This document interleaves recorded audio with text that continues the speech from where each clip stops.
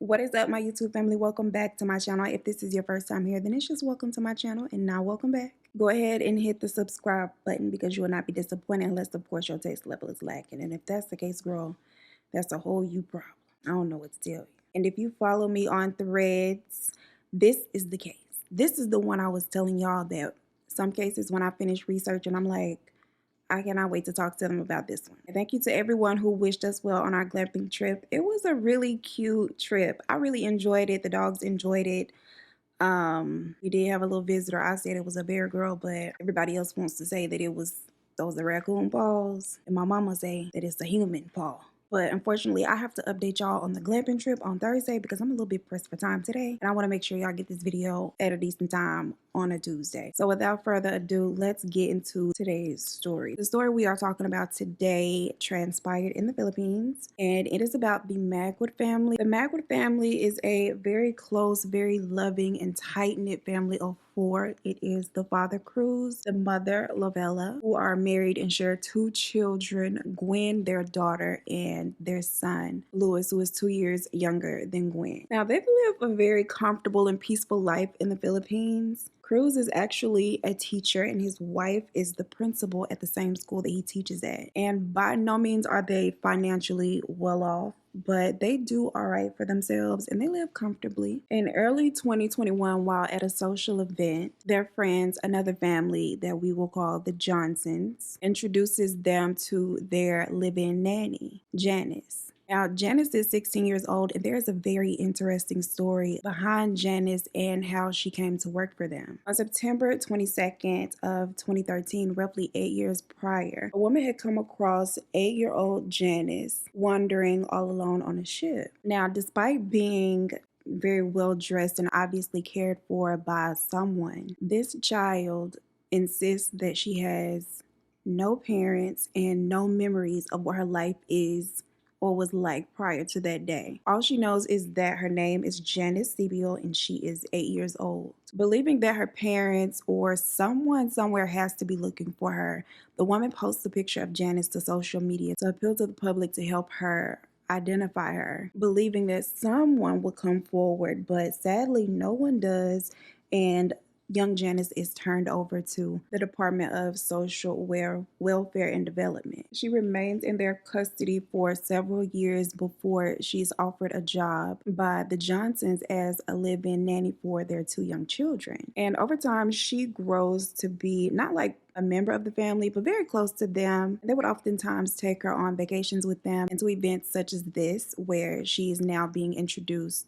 to the Maguads. Now, Gwen, the Maguad's 17-year-old daughter, really connects with Janice with them being so close in age. And the two of them become really close friends, best friends even. They spend as much of their free time together as they possibly can. And when they're physically not together, the two of them often chat on the phone. The girls also post to TikTok making cute little videos, and they're just the average little best friend duo. They get together, they have fun, and the girls are basically inseparable.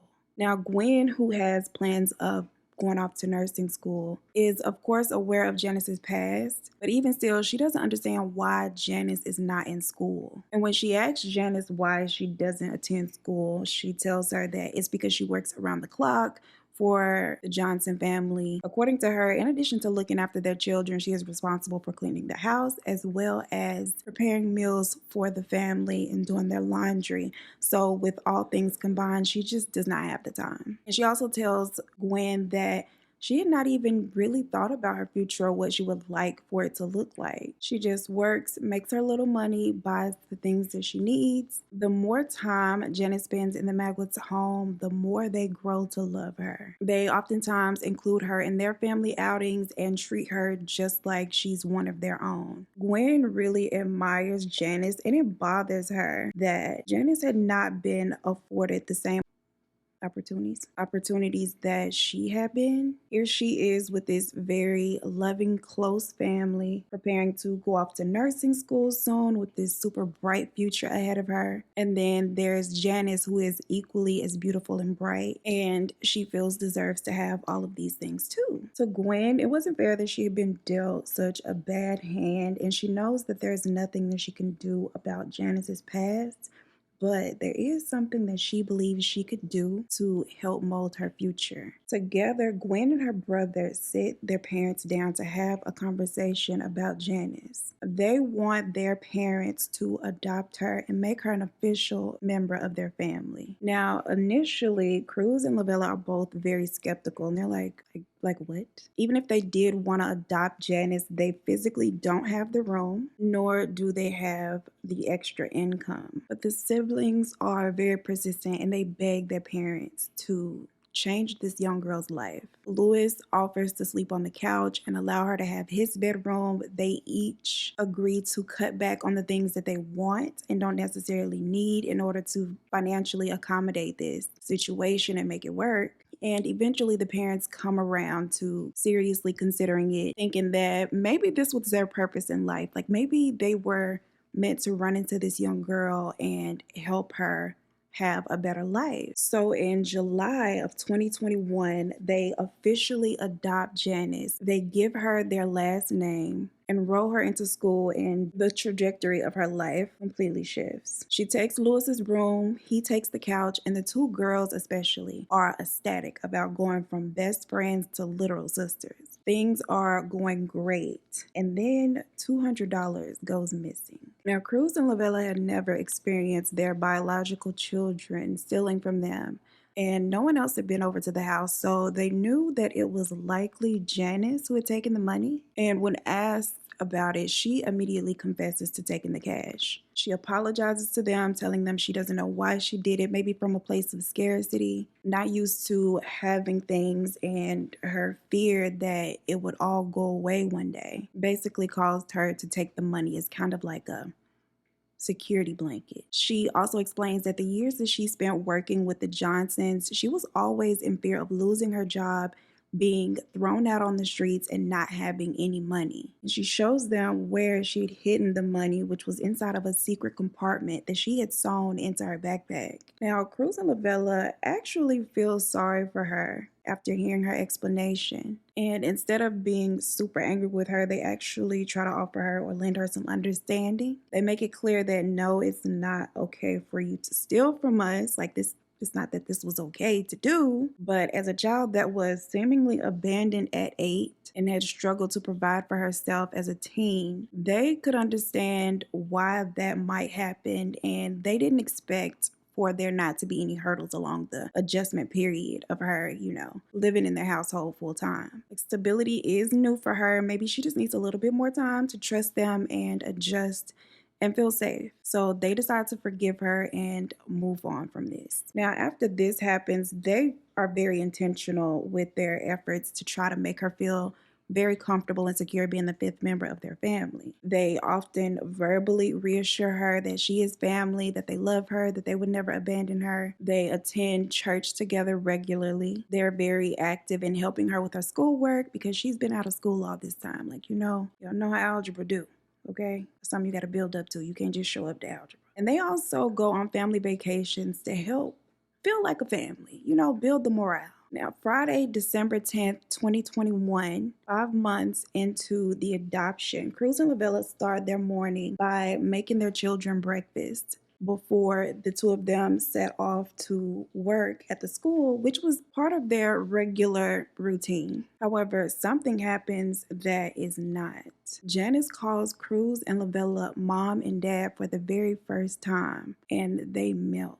All of the reassurance and all of the extra effort put into making Janice feel like an actual part of their family appears to be paying off. Thrilled, they set off to work, and what begins as one of the best days of their life, unbeknownst to them, would turn out to be the absolute worst. A few minutes after 3 p.m., a member of the school staff rushes to Cruz with some very disturbing news. Janice has made a series of very alarming posts to her Facebook page. Now, this was translated via Google from Tagalong, so I'm gonna do my best here, okay? The first post made at 3 p.m. says, roughly, "Guys, help me please. I'm in the house. I don't want to die. I'm in my room now. I'll hide, please." And the second post made just minutes later says, "Help me." Now, Cruz rushes home immediately to see what's going on. And when he arrives, he finds a blood-stained blanket and a knife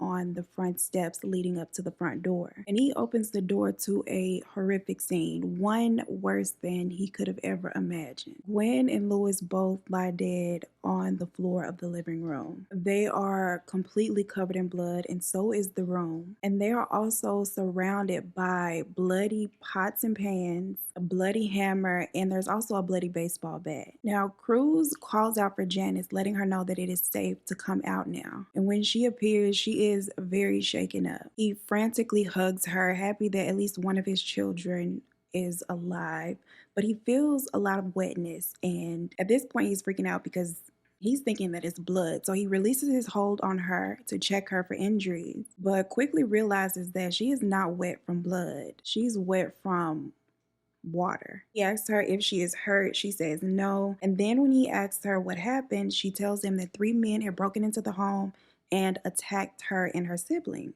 She had managed to get away from the men and get up to her room to hide underneath her bed, and unfortunately, the other two were not as lucky. When he asked her why she was wet, she told him that she had taken a bath after the men had left to calm herself down. And at this point, Cruz pulls himself together enough to break this devastating news to his wife. She is also devastated, but also happy that Janice had managed to make it to her room and escape this whole ordeal unharmed. Now, the autopsies come back for their children and reveal that Gwen had suffered 21 stab wounds and Louis had suffered 51. Additionally, they both had been strangled and beaten with the various items that were found scattered around them: the pots, the pans, the hammer, and the baseball bat. And this attack appears to have been very personal and from someone obviously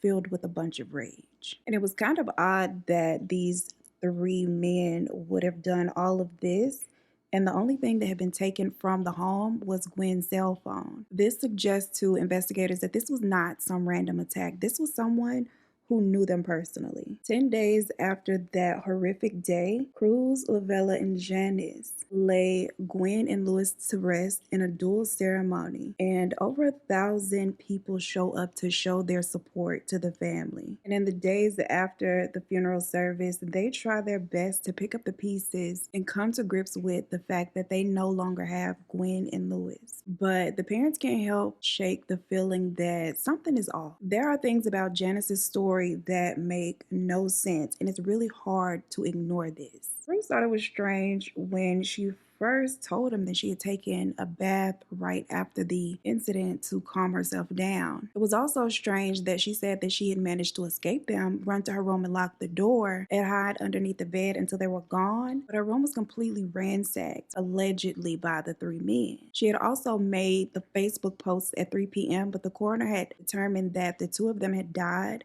around 2 p.m. And they also found it strange that Janice had changed her Facebook name from Janice Maguad to JP on that same day as well. In addition to the room being completely ransacked, there were also droplets of blood found on the floor. And again, she was completely unharmed, so why would there have been blood on the floor? At this point, detectives conduct a search of the family's home, and inside of her room, they find an ID card of a 17-year-old boy. Neither Cruz nor Lavella recognized the 17-year-old boy, but 3 of the neighbors that investigators speak to recall seeing him in the neighborhood on that morning. He had stopped and asked all 3 of them for direction to the Maguad's home, and one of them had even given him a ride there. And searching the area near the family's home, they find a plastic bag in a creek that they believe to have belonged to the assailant. that whoever it was had tossed it into the water, hoping that it would wash away.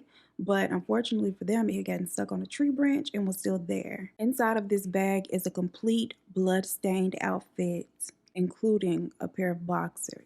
And as soon as investigators set their sights on this boy being the perpetrator, they receive another shocking piece of evidence. Fingerprints have been found on the baseball bat used, and those fingerprints are Janice's.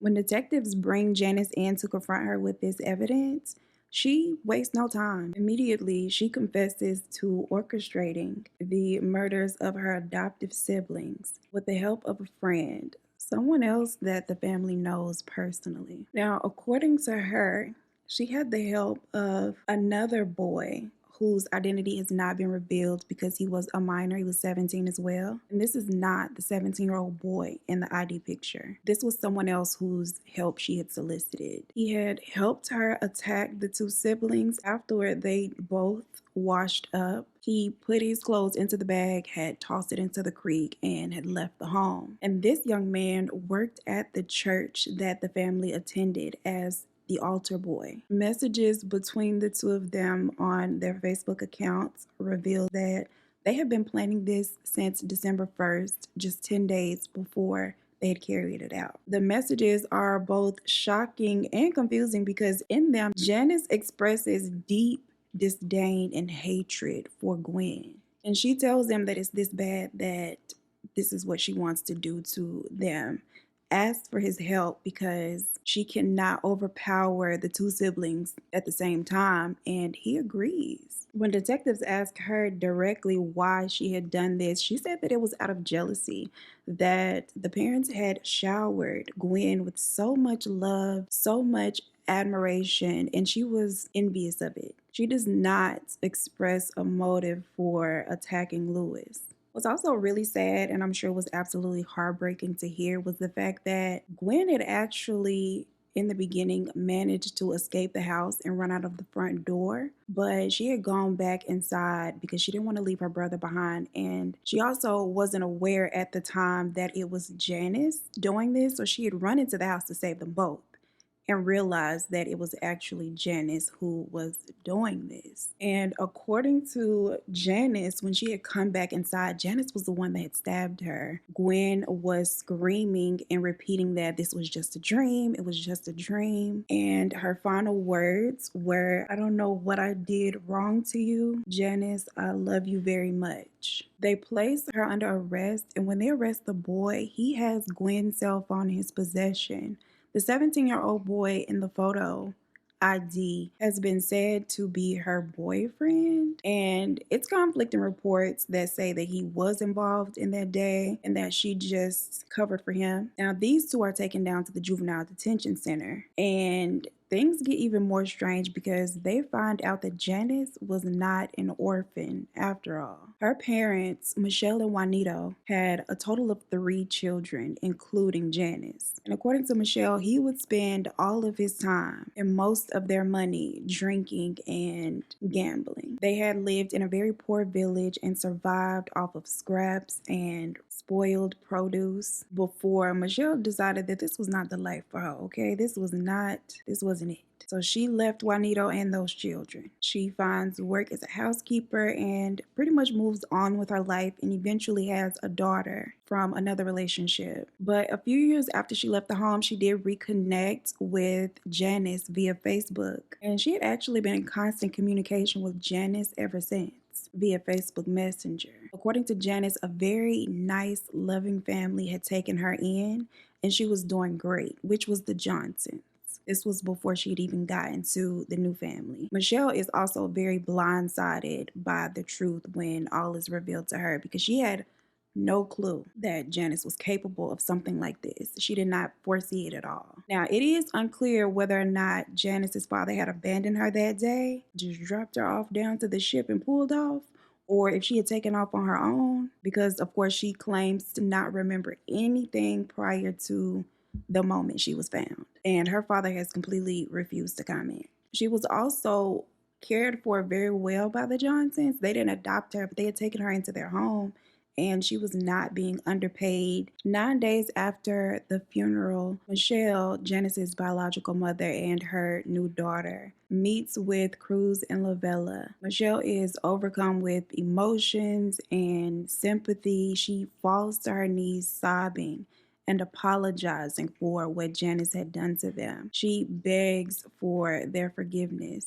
and her daughter Juliet as well hugs Lavella, expressing her sympathy as well. Now, Michelle didn't know how she would be received by them. She didn't expect them to embrace her. She didn't expect forgiveness, but that is what she receives. They tell her that she has nothing to apologize for. None of this was her fault, and there's no ill feeling toward her. But unfortunately, she felt like her leaving her family kind of made this possible. They are very supportive of Cruz and Lavella throughout the trial, and initially Lavella had chosen to forgive Janice not only due to her religion but because she felt that Janice was a victim as well. Who knows what traumatic events that she had suffered prior to meeting them and during her unknown childhood years.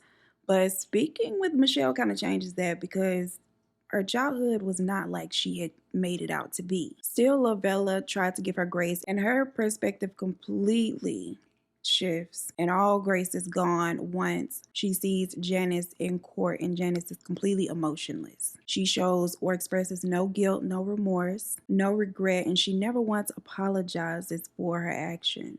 The two teens are tried separately, and they each receive 32 years in prison without the possibility of parole. At her sentencing, still very stoic, Janice is completely unfazed when she hears how long she'll be locked away. And at this point, Lavella just loses it. She screams at her, "What kind of girl are you? You are not human." And still, there is no emotion whatsoever from Janice. After the conclusion of the trial, the Maguads thanked the community for their support. They entered therapy in August of last year and have now opened a restaurant in honor of Gwen and Lewis, and they serve all of Gwen and Lewis's favorite dishes.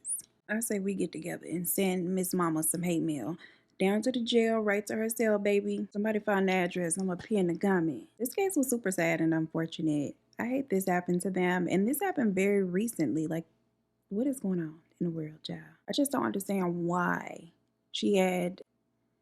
I just don't understand if you would take. Well, girl, not me trying to rationalize a psycho. Very sad, but I wonder if there were signs like that Gwen had noticed, or if there was any like switches in Janice's behavior that kind of signified that she had ill feelings toward her. There probably were. This is very sad. I want to know your thoughts. Let me know down below what you think. Like the video before you leave, please. Subscribe if you have not. As always, I appreciate you so much for spending your time with me, and I look forward to seeing you in the next one. Peace. On a Tuesday, okay?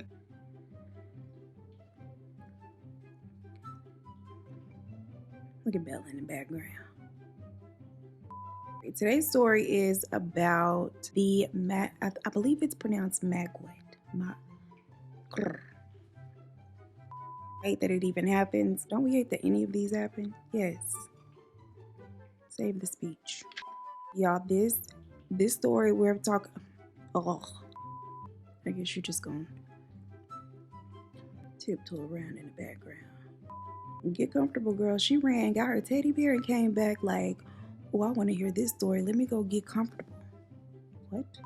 On September 22nd of...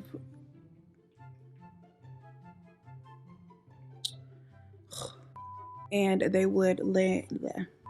They also awarded the same opportunities.